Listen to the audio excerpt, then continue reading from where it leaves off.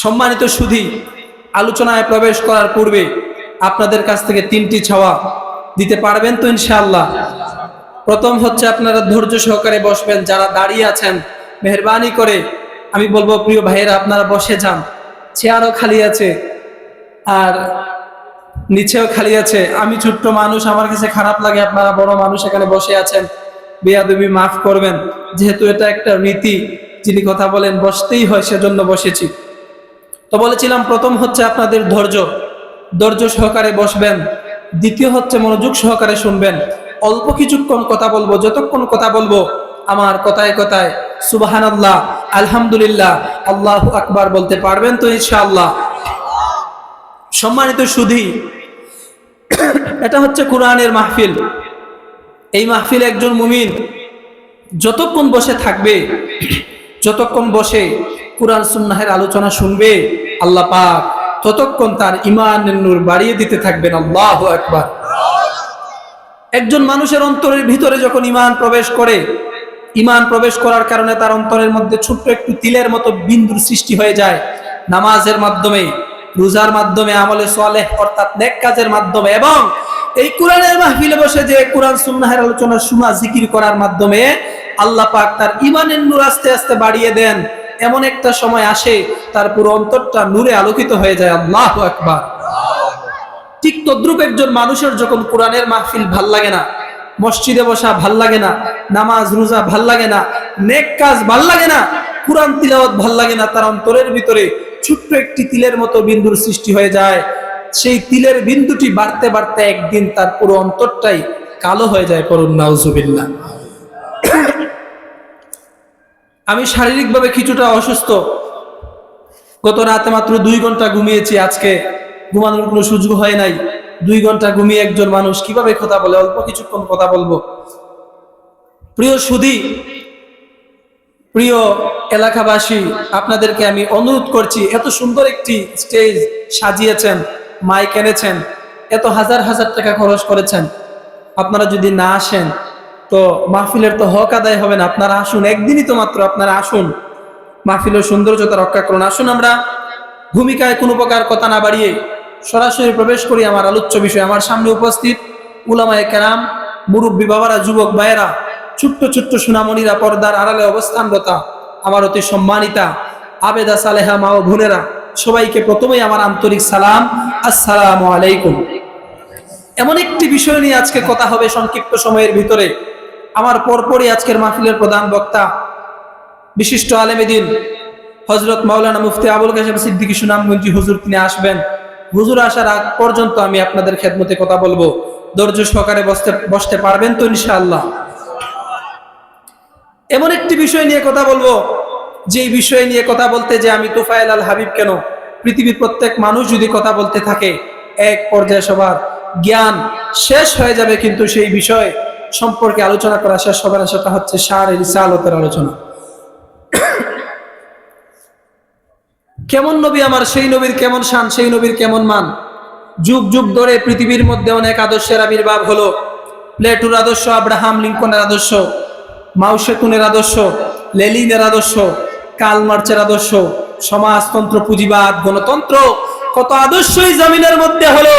আল্লাহর জাত আর সিফাতের কসম করে বলতে পারি, পৃথিবীর সব আদর্শগুলোই হচ্ছে না পাক, একমাত্র আপনার আমার নবীজির আদর্শটাই হচ্ছে পাক। ঠিক কিনা বলেন? কেমন আদর্শ আল্লাহ পাক বলে দিয়েছেন, লাকাদ কানা লাকুম ফি রাসূলিল্লাহি উসওয়াতুন হাসানাহ। আল্লাহ পাক বলেন, রে জগৎবাসী, তোমাদের রাসূলের চরিত্রের মধ্যেই রয়েছে গোটা মানব জাতির জন্য উত্তম আদর্শ নমুনা। আল্লাহু আকবার।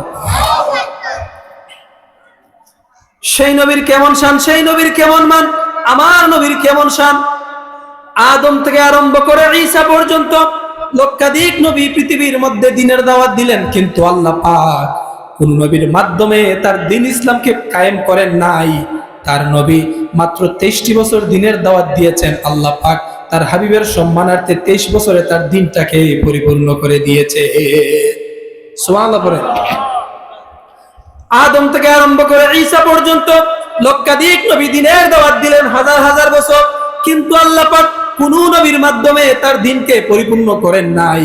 তার নবী মাত্র 23টি বছর দিনের দাওয়াত দিয়েছেন, আল্লাহ পাক এই 23 বছরের সম্মানার্থে তার দ্বীন ইসলামকে প্রতিষ্ঠা করে দিয়েছে। 23 বছর দিনের দাওয়াত দেওয়ার পর আল্লাহর হাবিব যখন বিদায় হজ্জে আরাফার ময়দানে হাজির হয়ে গেলেন, ইমাম খাজেন তাফসিরে খাজেনের মধ্যে লিখেন, আসর নামাজের শেষ সময়, মাগরিব নামাজের অল্প কিছুক্ষণ আগে আল্লাহর হাবিব একটি উষ্টির উপরে বসা আছেন। আল্লাহর হাবিবের সামনে 1,24,000 সাহাবায়ে কেরাম বসা। জিবরিল আমিন চলে আসলেন, আল্লাহ পাক সাথে সাথে কোরআনের আয়াত নাজিল করে দিলে। আল্লাহ পাক ডাক দিয়ে বললেন, আল-ইয়াউমা আকমালতু লাকুম দীনাকুম ওয়া আতমামতু আলাইকুম নি'মাতি ওয়া রাদিতু লাকুমুল ইসলাম দীনা। ও নবী আমার, ও বন্ধু আমার, ও দোস্ত আমার, ও নবী আমার, ও হাবিব আমার, বিশ্ববাসীকে জানিয়ে দিন, আদম থেকে আরম্ভ করে ঈসা পর্যন্ত লক্ষাধিক নবী হাজার হাজার বছর দিনের দাওয়াত দিয়েছেন, কিন্তু আমি আল্লাহ পাক কোন নবীর দাওয়াত ও মেহনতের মাধ্যমে আমার দিনকে প্রতিষ্ঠা করি নাই। আজকের এই আরাফার দিনে আপনি নবীর 23 বছরের মেহনতের কারণে আমার দিন ইসলামকে প্রতিষ্ঠা করে দিলাম। ওয়া আতমামতু আলাইকুম নি'মাতি, এবং তোমাদের জন্য আমার নিয়ামতকে পরিসমাপ্তি করলাম। ওয়া রাদিতু লাকুমুল ইসলাম দীনা, এবং আমি আল্লাহ পাক আজকের এই আরাফার দিন থেকে আমার ইসলামকে পরিপূর্ণ দিন হিসেবে স্বীকৃতি দিয়ে দিলাম। তো সেই নবীর মাধ্যমে আল্লাহ পাক তার দিনকে প্রতিষ্ঠা করেছেন। সেই নবীর কেমন জানাশোনা আমরা তিলাওয়াতকৃত আয়াতের দিকে যাই। আমি আপনাদের খেদমতে তিলাওয়াত করেছি বিশ্ব মানবতার মুক্তির মহাসনদ মহাগ্রন্থ আল কোরআনের সূরা আম্বিয়া থেকে একখানা আয়াত। আল্লাহ পাক বলেন, ওয়ামা আরসালনাকা ইল্লা রাহমাতাল লিল আলামিন। আপনি যদি একটু গভীরভাবে চিন্তা করেন, আল্লাহ পাক তার পরিচয় কোরআনের শুরুতে দিয়েছেন আলহামদুলিল্লাহি রাব্বিল আলামিন, এবং তার হাবিবের পরিচয় দিতে যেয়ে বলেন, ওমা আরসালনাকা ইল্লা রাহমাতাল লিল আলামিন। আল্লাহ পাক তার পরিচয় আলামিন শব্দ ব্যবহার করেছেন, এবং তার হাবিবের পরিচয় দিতে যে আলামিন শব্দ ব্যবহার করেছেন। এর দ্বারা আল্লাহ পাক বিশ্ববাসীকে জানান দিয়েছেন, রে জগতের মানুষেরা, আমি আল্লাহ পাক যতটুকু সীমানার জন্য রব, আমার রসুল ঠিক ততটুকু সীমানার জন্য রহমত। আল্লাহু আকবার। ইমাম ফখরুদ্দিন রাজি রহমতুল্লাহ আলাইহি উক্ত আয়াতের তাফসীর করতে যে বলেন, আলামিন মানে হচ্ছে আল্লাহ তাআলা ছাড়া ধরাধমের মধ্যে যা কিছু আছে, অর্থাৎ আরশে আজিম থেকে তাহতা সারা পর্যন্ত পুরোটাই হচ্ছে আলামিন। আল্লাহু আকবার। অন্য সকল নবীদের এক একটা ভৌগোলিক সীমা পরিসীমা ছিল, এবং অডিয়েন্স হিসেবে আল্লাহ পাক প্রত্যেক নবীকে শুধু মানুষের কাছে প্রেরণ করেছেন।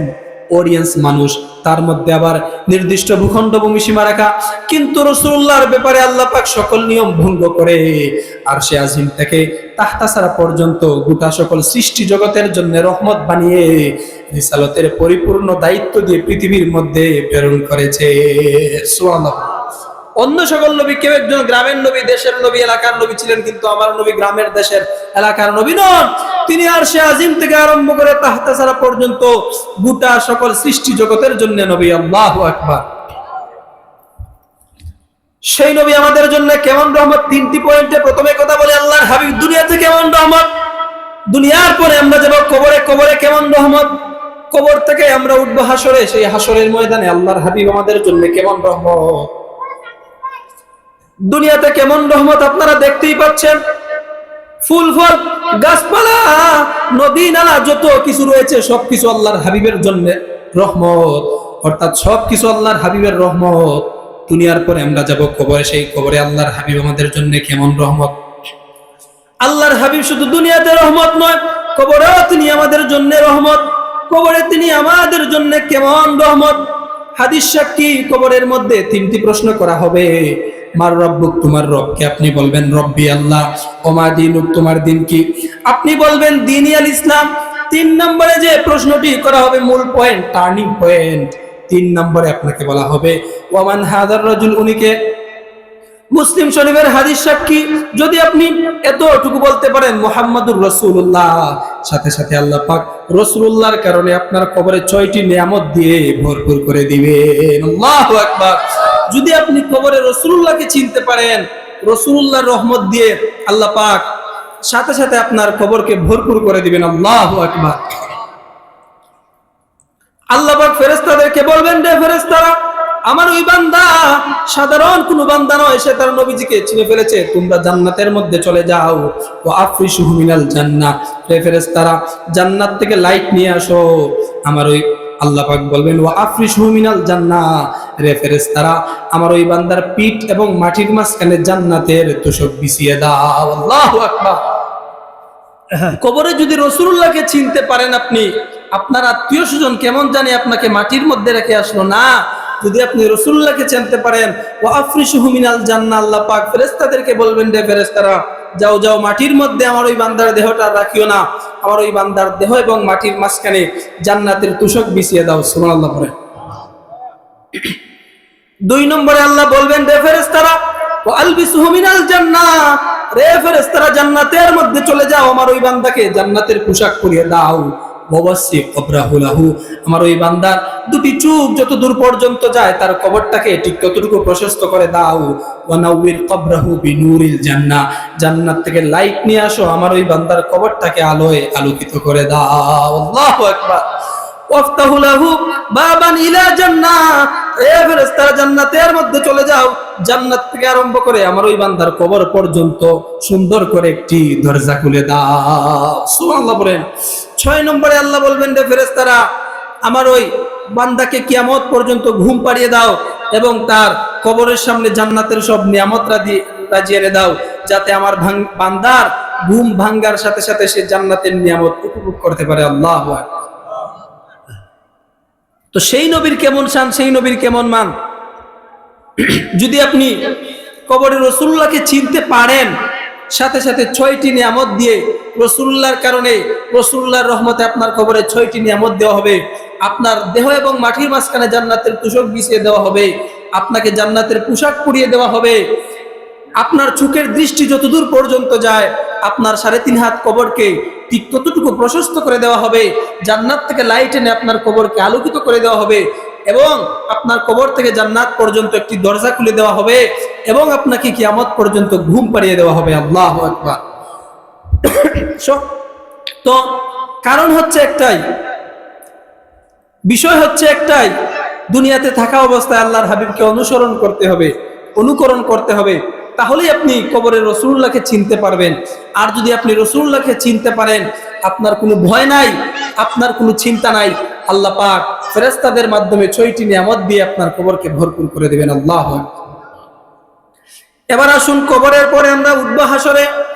সেই হাসরের ময়দানে আল্লাহর হাবিব আমাদের জন্য কেমন রহমত। আল্লাহর হাবিব শুধু দুনিয়াতে রহমত নয়, কবরে রহমত নয়, কাল কিয়ামতে হাসর ময়দানে রাসূলুল্লাহ হচ্ছেন আমাদের জন্য সবচেয়ে বড় রহমত। হাসরের ময়দান কায়েম হয়ে যাবে, মানুষেরা সব অস্থির হয়ে যাবে, পাল্লা কেন চালু হয় না? পাল্লা চালুর জন্য সবাই হযরত আদমের সামনে চলে যাবেন। আদমের সামনে যে বলবেন, একটু রিপিট হচ্ছে আওয়াজটা, রিপিট হবে না, একটু অল্প রিপিট হবে। হ্যাঁ, আদমের সামনে চলে যাবেন, আদমকে ডাক দিয়ে বলবেন, রে আদম, আপনি মানব জাতির আদি পিতা, আমাদেরকে একটু সুপারিশ করুন। আনতা আবুন নাস ওয়া খালাকাকাল্লাহু বিয়াদি ইশফা লানা ইলা রাব্বি। রে আদম, আপনি মানব জাতির আদি পিতা, আমাদেরকে একটু সুপারিশ করুন। আদম নবী সুপারিশ করতে পারবেন না, তারা বড় বড় নবীর কাছে যাবেন, কেউই সুপারিশ করবেন না। ঈসা নবী বলবেন, ইরজি ইলা নবিয়িল খাতিম মুহাম্মদ সাল্লাল্লাহু আলাইহি ওয়াসাল্লাম, রে হাসরবাসী আর দেরি করো না, জলদি করে মুহাম্মদ সাল্লাল্লাহু আলাইহি ওয়াসাল্লামের কদমে চলে যাও। আজকে আল্লাহ পাক সকল সুপারিশের চাবিকাঠি উনার নূরময় হাতে তুলে দিয়েছে। আদম থেকে আরম্ভ করে ঈসা পর্যন্ত কোন নবী সুপারিশ করবেন না, নূরের মিম্বরের মধ্যে বসে থাকবেন। কিন্তু আপনার আমার নবী নূর নবী মুহাম্মদ সাল্লাল্লাহু আলাইহি ওয়াসাল্লাম, তিনি নূরের মিম্বরে বসবেন না, তিনি আরশে আজিমের নিচে মাকামে মাহমুদে সিজদার মধ্যে পড়ে বারবার বলতে থাকবেন, ইয়া রাব্বি হাবলি উম্মতি। আল্লাহু আকবার। অন্যান্য নবীরা উম্মতের জন্য কোনো প্রকার চিন্তা করবেন না, নূরের মিম্বরে বসে থাকবেন, কিন্তু আমার আপনার নবী সিজদার মধ্যে পড়ে বারবার বলবেন, আল্লাহ আমার উম্মতের কি হালত, আমার উম্মতের কি হালত। আল্লাহু আকবার। আল্লাহর হাবিব সিজদার মধ্যে পড়ে যাবেন, উম্মতদের জন্য চিন্তা করবেন। উম্মতেরা যখন আল্লাহর হাবিবের সামনে চলে যাবেন, আল্লাহ পাক বলবেন, ও হাবিব আমার, ও বন্ধু আমার, মাথা উঠান, ইয়া মুহাম্মদ ইরফা রাসাক ফাসাল তুতা ওয়াশফাতু শাফা, ও হাবিব আমার, ও বন্ধু আমার, মাথাটা উঠান, আমার কাছে চান, যা চাবেন তাই পাবেন, সুপারিশ করুন, যা সুপারিশ করবেন আমি আল্লাহ মঞ্জুর করতে থাকবো। সুবহানাল্লাহ বলেন। শুরু হবে সুপারিশ। প্রথম ধাপে আল্লাহ তাআলা তার হাবিবের 70,000 উম্মতকে বিনা হিসাবে জান্নাত দিয়ে দিবেন। বুখারী শরীফের মধ্যে হাদিস আসছে, 70 আলফান ইয়াদখুলুনাল জান্নাতা বিগাইরি হিসাব ওয়ালা আযাব। আল্লাহ পাক কোন প্রকার হিসাব ব্যতীত, কোন প্রকার আযাব ব্যতীত তার হাবিবের 70,000 উম্মতকে বিনা হিসাবে জান্নাতের মধ্যে পাঠিয়ে দিবেন। সুবহানাল্লাহ বলেন। কোন প্রকার হিসাব ব্যতীত, কোন প্রকার আযাব ব্যতীত আল্লাহ পাক তার হাবিবের 70,000 উম্মতকে জান্নাতের মধ্যে পাঠিয়ে দিবেন।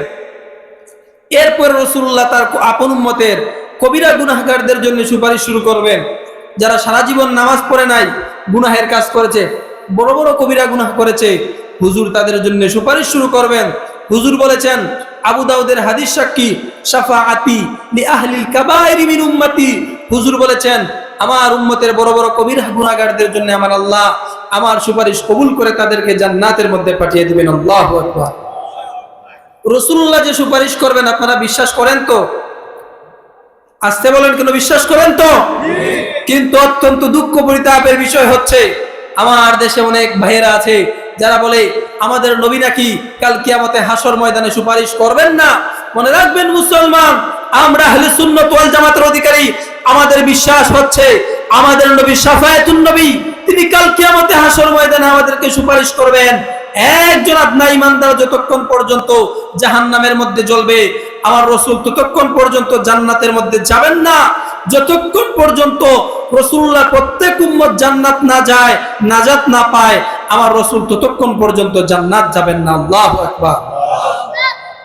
সুতরাং আমাদের বিশ্বাস হচ্ছে আমাদের নবী আমাদেরকে সুপারিশ করবেন। মনে রাখবেন মুসলমান, রাসূলুল্লাহর প্রতি তাজিম থাকতে হবে। আগে হচ্ছে রাসূলুল্লাহর মহব্বত, তারপরে হচ্ছে ইবাদত। যারা কথা বলতে যে আল্লাহর হাবিবের শান রক্ষা করতে পারে না, কথায় কথায় রাসূল এটা জানে না, রাসূল সেটা জানে না। গত 1 মাস আগে ফেসবুকের মধ্যে দেখলাম একজন মানুষ বলেছে রাসূলুল্লাহর 2টি হাত, আবু জাহেলেরও 2টি হাত, রাসূলুল্লাহর 2টি পা, আবু জাহেলেরও 2টি পা। নাউজুবিল্লাহ বলবেন না? কার সাথে কার তুলনা দে? রাসূলুল্লাহর সাথে কি কারো মিসাল হয়, তুলনা হয়, উদাহরণ হয়? হয় না। ওরা বলে নবী আমাদের মতো সাধারণ মানুষ, আমি নবীর মতো সাধারণ মানুষ। আমি তুফাইল আল হাবিব বলে যাচ্ছি রে বেয়াদবের দল, নবী তোমাদের মতো সাধারণ মানুষ নয়, তোরা নবীর মতো সাধারণ মানুষ নয়, বরং তোরা হচ্ছে ইবলিস শয়তানের মতো, আর ইবলিস শয়তান হচ্ছে তোদের মতো। ঠিক কিনা বলেন? মনে রাখবেন মুসলমান, আকীদাকে ঠিক রাখবেন।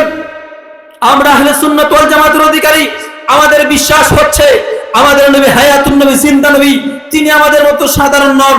আমি তুফাইল আল হাবিব সহ এখানের মধ্যে যারা উপস্থিত আছি, এই মুহূর্তে যদি সালাতু সালাম প্রেরণ করি, সালাম দিতে দেরি হবে, কিন্তু আমার রাসূল সালামের উত্তর দিতে 1 সেকেন্ডের জন্য দেরি করবেন না। সবাই দুরূদ শরীফ পড়ুন। আল্লাহুম্মা সাল্লি আলা সাইয়্যিদিনা মাওলানা মুহাম্মদ ওয়া আলা আলি সাইয়্যিদিনা মাওলানা মুহাম্মদ। আল্লাহুম্মা সাল্লি আলা সাইয়্যিদিনা মাওলানা মুহাম্মদ ওয়া আলা আলি সাইয়্যিদিনা মাওলানা মুহাম্মদ। মাইক আর সামনে দিব না? ঠিক আছে। সম্মানিত শুধু কারেন্ট চলে গেছে, আওয়াজ ঠিক আছে, মাইক ঠিক আছে ভাই। আমি শারীরিকভাবে অসুস্থ, তো টানা প্রোগ্রাম, আর ঘুমিয়েছি তো 2 ঘন্টা জার্নি করে আসছি, কষ্ট হচ্ছে। ঠিক আছে, মাইক ভালো আছে মাশাআল্লাহ, সব ঠিক আছে। মাইকের বিরুদ্ধে আবার কথা বললে সমস্যা। আমরা মাইক ভালো আছে। আপনাদের ফেসবুকের মধ্যে দেখি বক্তারা যখন মাইকের বিরুদ্ধে কথা বলে, মাইক মেরেরা 4-5 কিলোমিটার সামনে যে বক্তাদের গাড়ি আটকায় বক্তাদেরকে পিটায়, এমন ইতিহাস আমরা দেখেছি। তো সুতরাং মাইকের বদনাম করা যাবে না। সম্মানিত শুধু আপনাদের মাইক ভালো আছে, মাইক খুবই ভালো। তো বলতেছিলাম আকীদাকে ঠিক রাখবেন। আগে হচ্ছে রাসূলুল্লাহর মহব্বত, তারপরে হচ্ছে ইবাদত।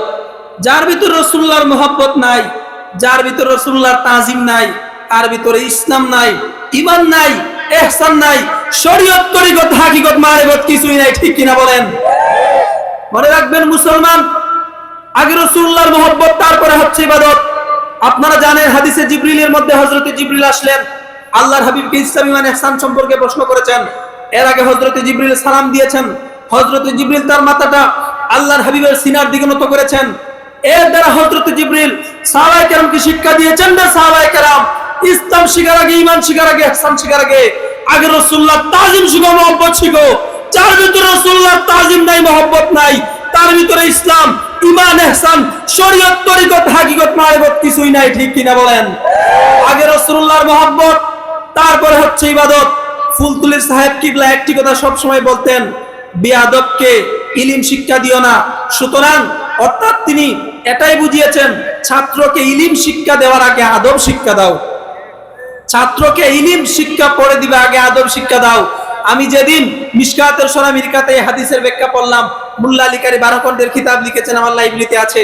আমি যেদিন পড়লাম মুল্লা আলী কারি এই হাদিসটি, হাদিসে জিবরিলের ব্যাখ্যা পড়লাম মুল্লা আলী কারির কিতাবে, আমি তো অবাক হয়ে গেলাম। আমার চিন্তার রেখা বহুগুণ বেড়ে গেল। আয় হায়, ফুলতুলি সাহেব কিবলার সাথে তো হাদিসের ব্যাখ্যার কথা মিলে গেল। ফুলতুলি সাহেব তিনি বলেছেন, তিনি বলে গিয়েছেন যে ছাত্রকে ইলম শিক্ষা দেওয়ার আগে আদব শিক্ষা দাও।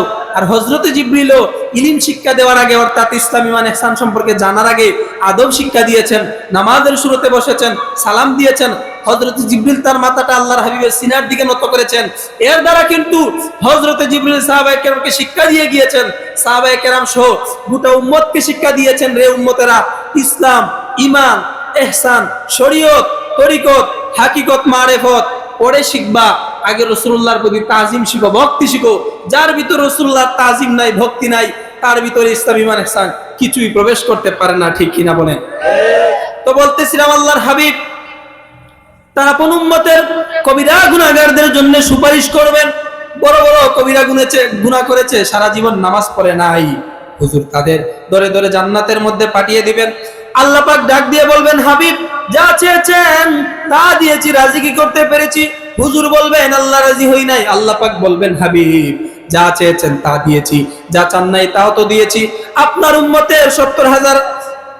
উম্মতের 70,000 গুনাহগারদেরকে মাফ করে দিয়েছি, বিনা হিসাবে জান্নাত দিয়েছি। কবিরা গুনাহগারদেরকে মাফ করে দিয়েছি। শুধু পাপী তাপী উম্মতে জ্বলতেছে, ইয়া রাসূলুল্লাহ, ইয়া হাবিবাল্লাহ, ও আমার বন্ধু, ও আমার হাবিব, ও আমার হাবিব, আপনাকে কেন রাজি করতে পারি নাই? হুজুর ডাক দিয়ে বলবেন, মালিক আমার ইমানদার উম্মত, ঈমান আছে কিন্তু আমল নাই, জাহান্নামের মধ্যে জ্বলতেছে। যতক্ষণ তারা নাজাত না পেয়ে জান্নাত না যায়, আমি রাসূল ততক্ষণ জান্নাতে যাব না। আল্লাহ পাক ডাক দিয়ে বলবেন, হাবিব কুরআনের মধ্যে আপনার সঙ্গে আমি ওয়াদা করেছি, ওয়ালা সাউফা ইউতিকা রাব্বুকা ফাতারদা। ও হাবিব আমার, ও বন্ধু আমার, ও দোস্ত আমার, যতক্ষণ আপনি রাজি না হন আপনার রব ততক্ষণ আপনাকে দিতেই থাকবে। আল্লাহ পাক মালিককে ডাক দিয়ে বলবেন, না মালিক জাহান্নামের মধ্যে চলে যাও, আমার হাবিবের ইমানদার উম্মত, ঈমান আছে কিন্তু আমল নেই, জাহান্নামের মধ্যে জ্বলতেছে, বের করে দাও, জান্নাতের মধ্যে পাঠিয়ে দাও। মালিক এসে বলবেন, মালিক দেখে আসলাম জাহান্নামের মধ্যে তোমার হাবিবের অনেক ইমানদার উম্মত, কারো হাঁটু পর্যন্ত জ্বলতেছে, কারো কণ্ঠ পর্যন্ত, কারো সিনা পর্যন্ত, কোমর পর্যন্ত, ওয়ালা তাকুলুন নারু সুয়ারাহুম, কিন্তু দেখলাম জাহান্নামের আগুন তোমার হাবিবের একজন ইমানদার উম্মতের চেহারা ধরতে পারে নাই। আল্লাহু আকবার। ভাই মুহাম্মদ ইসলামের উম্মতের কি মর্যাদা! এই নবীর উম্মতেরা জাহান্নামে গেল, ভিআইপি প্রটোকল, জাহান্নামে যাবে, এরপরেও তাদের চেহারার মধ্যে আগুনে ধরবে না। আল্লাহু আকবার। আল্লাহ পাক মালিককে ডাক দিয়ে বলবেন, না মালিক এবার তাদের বের করে জান্নাতের মধ্যে পাঠিয়ে দাও। মালিক বলবেন, আল্লাহ ঘন্টা পর্যন্ত চলে গেছে, হাঁটু পর্যন্ত, কোমর পর্যন্ত, সিনা পর্যন্ত, কণ্ঠ পর্যন্ত, জাহান্নামে কেমন করে দেই জ্বলাপোড়া। হুজুর বলেছেন, বুখারী সাক্ষী, জান্নাতের মধ্যে একটি নহর আছে, তার নাম হচ্ছে নাহরুল হায়াত। হুজুর বলেছেন, নদীর পারে বীজ থেকে সবুজ শস্য যেমন গজায়, উম্মতে মুহাম্মাদিকে সেই নহরে ঢেলে দিলেই তাদের নতুন গুস্ত ও চামড়া হয়ে যাবে, হাসতে হাসতে তারা জান্নাতের মধ্যে চলে যাবে। হুজুর ডাক দিয়ে বলবেন, মালিক রাজি হয়ে গেলাম। তোমার সাথে জাহান্নামের কোথাও আমার দিনের কালিমা পড়েছে একজন ইমানদারও নাই। সুবহানাল্লাহ বলবেন না? একজন ইমানদার উম্মত ইমান আছে কিন্তু আমল নাই, জাহান্নামে জ্বলতেছে। রাসূলুল্লাহ যতক্ষণ পর্যন্ত তাকে জান্নাত না দিবেন তিনি জান্নাতে যাবেন না। সুবহানাল্লাহ বলেন। তো আমি আজকে আপনাদের ঈসা কলেজ থেকে বলে যাচ্ছি, রাসূলুল্লাহ যে শাফায়াত করবেন আপনারা বিশ্বাস করেন তো? শাফাআতি লিআহলিল কাবাইর মিন উম্মতি, কবিরা গুনাহগারদের জন্য সুপারিশ করবেন, রাসূলুল্লাহ সুপারিশ করবেন, এটা হচ্ছে আমাদের বিশ্বাস। আমি বলে যাচ্ছি যারা শাফায়াতুন নবী বিশ্বাস করে না, আমার বিশ্বাস কাল কিয়ামতে হাসর ময়দানে আল্লাহ পাক ওই উম্মত এবং রাসূলুল্লাহর সামনে পর্দা ফেলে দিবেন, রাসূলুল্লাহ তাদেরকে সুপারিশ করবেন না। ঠিক কিনা বলেন? আকীদাকে ঠিক রাখবেন। তো সেই নবীর কেমন শান, সেই নবীর কেমন মান, তিনটি পয়েন্টে কথা বললাম। রাসূলুল্লাহ দুনিয়াতে কেমন রহমত, কবরে কেমন রহমত, হাসরে কেমন রহমত। এবার আসুন রাসূলুল্লাহ শান নিয়ে কিছু কথা বলি। আল্লাহর হাবিবের কেমন শান, আল্লাহর হাবিবের কেমন মান।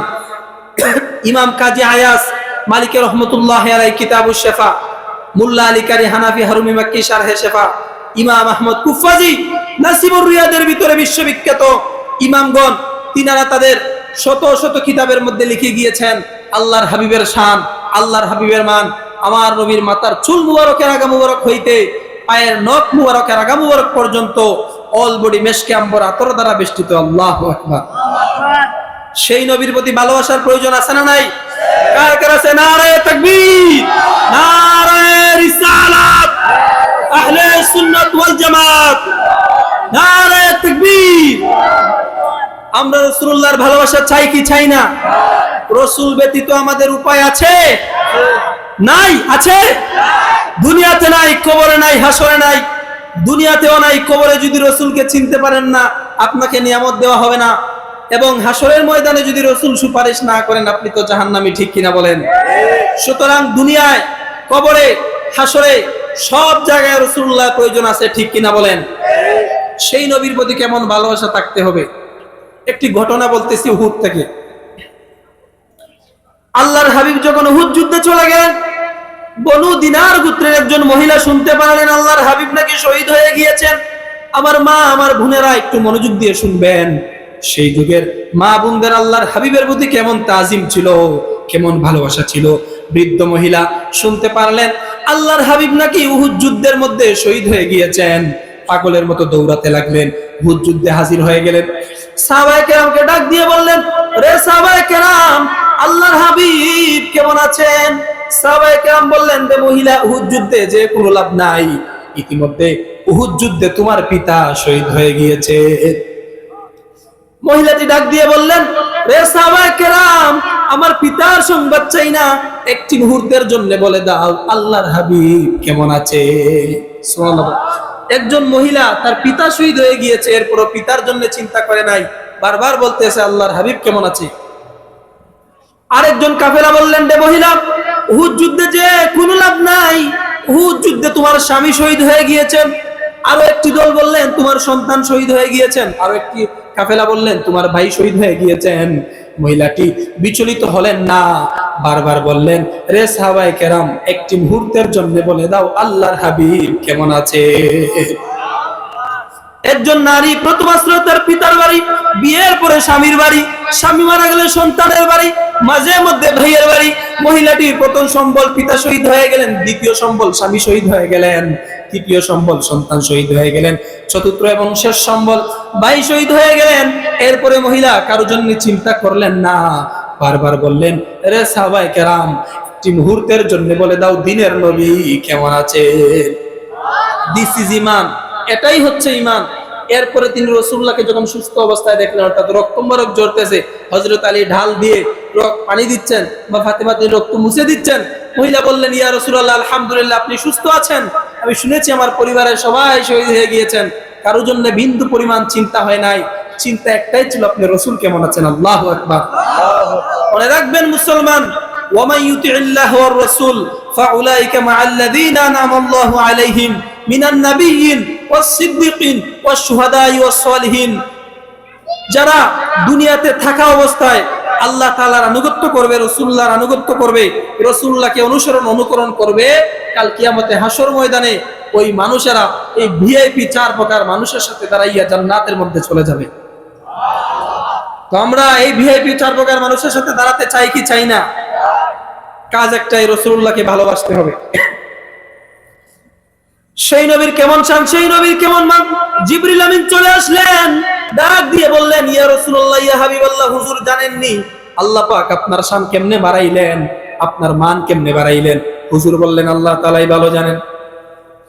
জিবরিল আমিন বললেন, ইয়া রাসূলুল্লাহ, ইয়া হাবিবাল্লাহ, হুজুর আল্লাহ তাআলা বলে দিয়েছেন, ইদা যুকিরতু যুকিরতা মাই, নবী গো, যেই জায়গায় আল্লাহর নাম সেই জায়গায় আপনি নবীর নাম, যেখানে আল্লাহর জিকির সেই জায়গায় আপনি রাসূলের জিকির, যেই জায়গায় আল্লাহ তাআলার আলোচনা করা হয় আল্লাহ পাক সেই জায়গায় আপনি রাসূলের আলোচনা করাটা ওয়াজিব বানিয়ে দিয়েছে। যেখানে আল্লাহর নাম সেখানে তার হাবিবের নাম। কি আরশে, কি আজিমে, কি লৌহ, কি কলমে, কি ধুলোকে, কি বুলোকে, কি আজানে, কি আকামতে, কি জানাজাতে, কি নামাজে, কি কুরআনে, কি হাদিসে, কি জান্নাতে, কি জান্নাতের পাতায় পাতায়, জান্নাতের ডালে ডালে আল্লাহ তাআলার নাম, তার সাথে তার প্রিয় হাবিব মুহাম্মদ সাল্লাল্লাহু আলাইহি ওয়াসাল্লামের নাম। আদম নবীকে আল্লাহ সর্বপ্রথম সৃষ্টি করলেন। আদম নবী বললেন, ওগো আল্লাহ, আদম নামে আমায় তুমি সর্বপ্রথম বানাইয়া তোমার সাথে কাহার নাম গো লিখিলা রাখিয়া? আল্লাহ তাআলা বললেন, রে আদম, বন্ধু আমার মুহাম্মদ রে আমার সাথে জড়িত, যাহার সৃষ্টি না হইলে আসমান জমিন না হইতো। তাই তো কবি বলেন, হে রাসূল, তোমারই কারণে এ বিষাদ ভুবনে আমার আল্লাহ জির পরিচয়, না ছিল আকাশ, না ছিল বাতাস, না ছিল এ দুনিয়া দীপ্তিময়ে। হে রাসূল, তোমারই কারণে এ বিষাদ ভুবনে আমার আল্লাহ জির পরিচয়। আল্লাহু আকবার। রাসূলুল্লাহর কারণে আল্লাহ তাআলার পরিচয়। সাথে সাথে কোরআনের আয়াত নাজিল হয়ে গেল। আল্লাহ তাআলা বলেন, ওয়া রাফা'না লাকা যিকরাক, ও হাবিব আমার, ও নবী আমার, ও দোস্ত আমার, আপনার শান, আপনার মান আমি আল্লাহ পাক এত বাড়িয়ে দিয়েছি, এত উঁচু করে দিয়েছি, যতটুকু সাধারণ মানুষ তো দূরের কথা, পূর্বের নবী এবং রাসূলরা কল্পনাও করতে পারে নাই। আল্লাহু আকবার। রাসূলুল্লাহর শান, রাসূলুল্লাহর মান আল্লাহ পাক এতটুকু বাড়িয়ে দিয়েছেন, দুনিয়ার মানুষ চাইলে কি কমাতে পারবে? আজকে যারা সোশ্যাল মিডিয়া ইউজ করেন, ফেসবুকের মধ্যে দেখবেন কুমিল্লার এক বক্তা বলেছে কুমিল্লাইলা, এই কুমিল্লাইলা থেকে নাকি আল্লাহ পাক কুরআনের মধ্যে কুমিল্লার কথা বলেছেন। নাউজুবিল্লাহ বলবেন না? ওদের আরেক বক্তা বলেছে আল ইয়াউমা আকমালতু লাকুম দীনাকুম, এই দীনাকুম থেকে নাকি আল্লাহ পাক কুরআনের মধ্যে দিনাজপুরের কথা বলেছেন। করুন নাউজুবিল্লাহ। ওরা কুরআনের মধ্যে কুমিল্লা পায়, দিনাজপুর পায়, কিন্তু আল্লাহর হাবিবের শান খুঁজে পায় না। ঠিক কিনা বলেন? আমরা দেখেছি ওরা আল্লাহর হাবিবের শানে বিয়াদবি করে, আম্মা জানদের শানে বিয়াদবি করে, হযরত আলীকে মতকুর বলে সম্বোধন করে, হযরত আলীকে মাতাল বলে, সাহাবায়ে কেরামকে মিয়ারে হক বলে বিশ্বাস করে না। মনে রাখবেন মুসলমান, ওরা খাঁটি আশিক রাসূল হতে পারে না। ঠিক কিনা বলেন? যারা আল্লাহর হাবিবের শানে বিয়াদবি করবে, রাসূলুল্লাহর শানে বিয়াদবি করবে, আম্মা জানদের শানে বিয়াদবি করবে, রাসূলুল্লাহকে কাউবয় গরু আকাল বলে সম্বোধন করবে, হযরত আলীকে মতকুর, উমরকে মাতাল বলে সম্বোধন করবে, সে আর যাই হোক প্রকৃত ঈমানদার হতে পারে না। ঠিক কিনা বলেন? মনে রাখবেন মুসলমান, আমরা আহলে সুন্নাত ওয়াল জামাতের অধিকারী। আমাদের বিশ্বাস হচ্ছে আগে রাসূলুল্লাহর মহব্বত, তারপরে হচ্ছে ইবাদত। ঠিক কিনা বলেন? যার ভিতরে রাসূলুল্লাহর মহব্বত নাই, তার ভিতরে কিছুই নাই, কিছুই নাই। রাসূলুল্লাহর কেমন শান, রাসূলুল্লাহর কেমন মান। আপনারা জানেন মুসা নবী ছিলেন কালিমুল্লাহ, আমার নবী ছিলেন হাবিবুল্লাহ। কালিমুল্লাহ আর হাবিবুল্লাহর মধ্যে পার্থক্য কি দেখুন। আদম থেকে আরম্ভ করে ঈসা পর্যন্ত সকল নবী একদিকে, সকল নবীর শান, সকল নবীর মান একদিকে। আর আপনার নবী নূর নবী মুহাম্মদ সাল্লাল্লাহু আলাইহি ওয়াসাল্লামের শান ও মান একদিকে। আল্লাহু আকবার। মুসা নবী ছিলেন কালিমুল্লাহ। মুসা নবী প্রত্যেক 3 দিনে 1,40,000 শব্দে আল্লাহ তাআলার সাথে কথা বলতেন। এবার মুসা নবী বললেন, আল্লাহ, আমি আর না দেখে আরাম পাচ্ছি না, একটি মুহূর্তের জন্য তুমি আল্লাহ আমি মুসাকে দেখা দাও। আল্লাহ তাআলা বললেন, রে মুসা, ইন্নাকা লান তারানি, লান তারা। যারা মাদ্রাসাতে পড়েন কথাগুলি বুঝবেন, তাকিদ দিয়ে কথা বলেছেন। ওয়াহিদে মুজাক্কারে হাজির, নাফি তাকিদ বালান্দার ফিল মুস্তাকবিল মারুফ ভাবে ফাতাহ ইয়াফতা রুইয়াতু মাস্তার থেকে অর্থ হচ্ছে দেখা। আল্লাহ তাআলা বলেন লাং তারারে মুসা, তুমি আমাকে কখনোই দেখতে পারবে না। ইন্নাকা লাং তারানি, তুমি আমাকে কখনোই দেখতে পারবে না। লা তুদরিকুহুল আবসার ওয়া হুয়া ইউদরিকুল আবসার, রে মুসা, দুনিয়ার কোন চোখ আমি আল্লাহ তাআলাকে দেখতে পারে না, কিন্তু আমি আল্লাহ তাআলা আমার চোখ দিয়া দুনিয়ার সবকিছু দেখতে পারি। আল্লাহু আকবার। মুসা নবী ছিলেন যেদিন নবী বারবার বললেন আল্লাহ দেখা দাও, আল্লাহ বললেন সম্ভব নয়, মুসা বললেন দেখা দিতেই হবে। আল্লাহ বললেন মুসা তুর পাহাড়ের মধ্যে চলে যাও। আল্লাহ পাক যখন 70,000 নূরের পর্দা ভেদ করে সামান্য নূরের তাজাল্লি দিলেন, তুর পর্বত সাথে সাথে জ্বলে পুড়ে ছাই হয়ে গেল। মুসা নবী সাথে সাথে অজ্ঞান হয়ে গেলেন। আল্লাহু আকবার।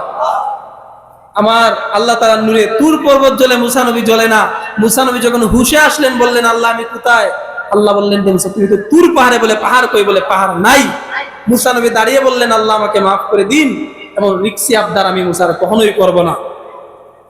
মুসলমান সুবহানাল্লাহ বলার জন্য রেডি হয়ে যান। আমার নবীর কেমন শান, আমার নবীর কেমন মান। মুসা নবী বলার পরে আল্লাহ তাআলা দেখা দেয় নাই, কিন্তু আমার নবী বলার কোনো প্রয়োজন নাই। আমার আল্লাহ পাক ভিআইপি প্রটোকল দিয়া তার হাবিবকে আরশে আজিমে নিয়ে সাক্ষাৎ করেছে। আল্লাহর হাবিব ঘুমিয়ে রইলেন হাতিমে কাবার কিনারে। আরেক বর্ণনায় কাবার সাথে হেলান দিয়া, আরেক বর্ণনায় উম্মে হানির ঘরে ঘুমিয়ে রইলেন। জিবরিল আমিন চলে আসলেন। নবম হিজরি শতকের মুজাদ্দিদ, 911 হিজরিতে ইন্তেকাল। 500 কিতাব যিনি লিখেছেন, যিনি স্বপ্নযুগে রাসূলুল্লাহকে দেখেছেন, 75 বার দেখেছেন, ইমাম জালালউদ্দিন সুয়ুতি তার প্রসিদ্ধ কিতাব খাসাইসুল কুবরার ভিতরে লিখেন জিবরিল আমিন চলে আসলেন। 4 জন ফেরেশতা নিয়ে আসলেন। হুজুরকে খুব আদরের সহিত উঠালেন, পাহাড়ের মধ্যে নিয়ে গেলেন। ফাখরাজাল কলবা, আমার হুজুরের কলব মুবারক বের করা হলো, 2 টুকরা করা হলো, জান্নাতি পানি দিয়ে ধৌত করা হলো। হাত্তা মুলিয়াত হিকমান ওয়া ইলমান ওয়া নূরান। আল্লাহ পাক তার হুজুরের, আল্লাহ পাক তার হাবিবের কলবে পরিপূর্ণ হিকমা, পরিপূর্ণ ইলম, পরিপূর্ণ নূর ঢুকিয়ে দিলেন। এরপর আল্লাহ পাক 7 আকাশ ছাড়িয়ে ধুলক বুলক পারিয়ে আরশে আজিমে নিয়ে যেই জায়গায় সাক্ষাৎ করার কথা সেই জায়গায় সাক্ষাৎ করে প্রমাণ করে দিলেন। ও নবী আমার, ও বন্ধু আমার, ও দোস্ত আমার, মুসা নবী বলার পরও দেখা দেই নাই, কিন্তু আপনি নবী বলার কোনো প্রয়োজন হয় নাই। আপনার সম্মানার্থে আমার সামনে আপনাকে নিয়ে আসছি। দেখছেন আল্লাহর হাবিবের কেমন শান, আল্লাহর হাবিবের কেমন মান।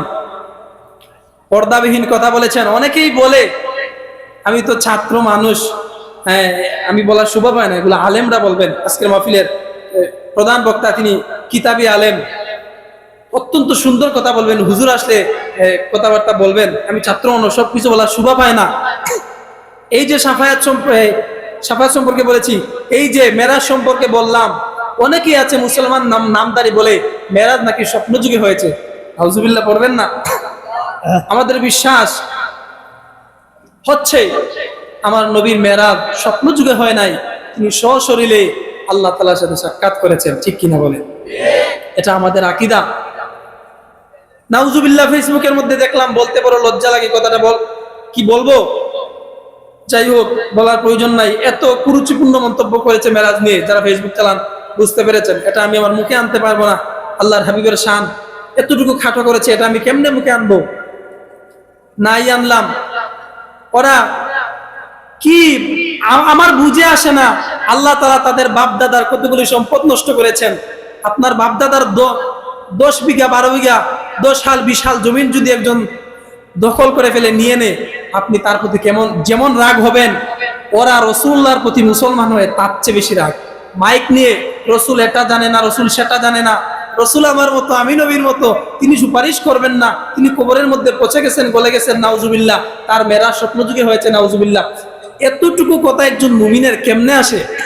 আমার তো বুঝে আসে না। এই সিলেটের মানুষ ওলি আল্লাহ প্রেমিক মানুষ, আপনারা জানেন। এই সিলেটের মানুষ মুসলমান হওয়ার পিছনে যার সবচেয়ে বেশি অবদান, তিনি হচ্ছেন শাহজালাল রহমতুল্লাহ আলাইহি। ঠিক কিনা বলেন? অত্যন্ত দুঃখ পরিতাপের বিষয় হচ্ছে আজকে ওরা সেই শাহজালালের দরগাকে দুর্গা বলে সম্বোধন করে, আসে না নাই? যেই শাহজালাল ইসলামী মান ইহসান শিক্ষা দিয়েছেন, যেই শাহজালাল মা বোনদের কপাল থেকে ঠিক খুলে পর্দা পুশিদা শিক্ষা দিয়েছেন, আমার বাপ দাদা পূর্বপুরুষদেরকে ধুতি খুলে লুঙ্গি পরিয়ে দিয়েছেন, যিনি মাথা থেকে ঠিকি খুলে টুপি পরিয়ে দিয়েছেন, সেই শাহজালালের বিরোধিতা যারা করবে, যারা বলে শাহজালালের মাজার ভেঙ্গে বঙ্গোপসাগরের মধ্যে ভাসিয়ে দাও, আল্লাহর কসম ওরা ইমানদার তো দূরের কথা, মুসলমান আছে কিনা তালাশ করতে হবে, ঠিক কিনা বলেন?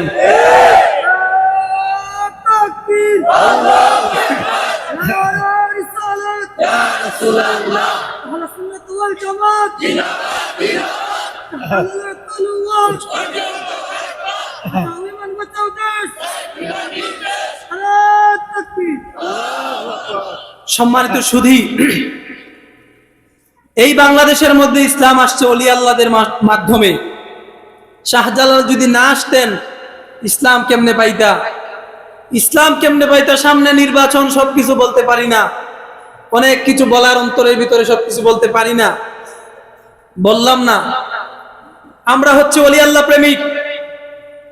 আজকে ছাতকের ঈসা কলেজ থেকে আমি বলে যাচ্ছি, 5ই আগস্টের পর থেকে বাংলাদেশে যে মাজার ভাঙ্গার কর্মসূচি শুরু হয়েছিল, যদি আর বাংলাদেশের ইতিহাসে আপনারা জীবিত থাকা অবস্থায় এরকম মাজার ভাঙ্গার কর্মসূচি হয়, আল্লাহর ওলিদের মাজারে কেউ হাত দিতে চায় তার হাত আমরা ভেঙে দিব, ঠিক কিনা বলেন? আল্লাহর ওলিদের মাজারকে লাত্তি দিতে চায়, ভাঙতে যায়, তার ঠ্যাং ভেঙে দিব, ঠিক কিনা বলেন? আল্লাহর ওলিদের শানে যারা বেয়াদবি করে, এইরকম বেয়াদবদের স্থান এই সিলেটের জমিনে হতে পারে না, ঠিক কিনা বলেন? এই সিলেটের জমিন আবাদ করেছেন শাহজালাল ইয়ামানি রহমতুল্লাহ আলাইহি, শাহপরান এই সিলেটের জমিন আবাদ করেছেন শামসুল উলামা আল্লামা সাহেব কিবলা ফুলতলি রহমতুল্লাহ, ঠিক কিনা বলেন? সুতরাং শাহজালালের বাংলায়, শাহপরানের বাংলায়, 360 আউলিয়ার বাংলায়, ফুলতলি সাহেব কিবলার বাংলায় ওই রকম বেয়াদবদের কোন স্থান হতে পারে না, ঠিক কিনা বলেন? আমরা ওলি আল্লাহ প্রেমিক মুসলমান, আমাদের কাছে ওদের কোনো ঠাঁই নাই, ওদেরকে চিনে রাখবেন। আকালমান্দি কিলে ইশারা কাফি হায়। আমি কি বুঝিয়েছি আপনারা বুঝেছেন, সবকিছু বললাম না, নিষেধাজ্ঞা আছে, আপনারা বুঝবেন, এদেরকে বয়কট করবেন।